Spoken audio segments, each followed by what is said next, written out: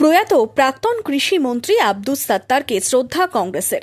1991 সালের 28 ফেব্রুয়ারি প্রয়াত হন লালগোলার বিধায়ক প্রাক্তন মন্ত্রী আব্দুস সাত্তার। তার মন্ত্রিত্বকালে বাংলায় সবুজ বিপ্লব হয়। প্রয়াণ দিবসে তাকে শ্রদ্ধা জানাতে ও তার জীবনাদর্শ ও রাজনৈতিক কর্মকাণ্ড তুলে ধরল লালগোলা ব্লক কংগ্রেস নেতৃত্ব। শুক্রবার ট্যাবলো সহযোগে পদযাত্রার আয়োজন করা হয়। পাশাপাশি লালগোলা হাসপাতালে রোগীদের মধ্যে ফল বিতরণ করা হয়। দেখুন, সাত্তার সাহেব আমাদের কাছে আদর্শ, শুধু আমাদের না, তারা লালগোলা, মুর্শিদাবাদ, পশ্চিমবঙ্গের মানুষের কাছে।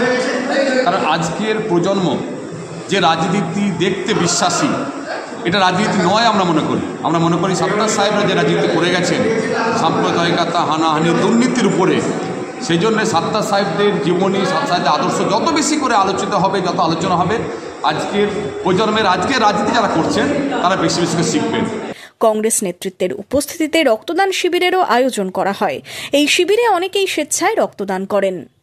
গোটা লালগোলার উন্নয়নের কাণ্ডারি, গোটা এই পশ্চিমবাংলায় সবুজ বিপ্লবের নায়ক যিনি ছিলেন মরহুম আব্দুস সাত্তার সাহেব, ওনারই আজকে 35তম প্রয়াণ দিবস।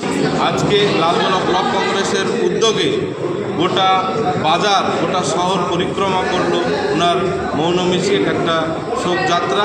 পাশাপাশি আজকে যুব কংগ্রেসের উদ্যোগে আজকে রক্তদান কর্মসূচি চলছে। যুবকরাও দেখিয়ে দিতে চায় ওনাকে আমরা রক্তদানের মাধ্যমে স্মরণে রাখতে চাই।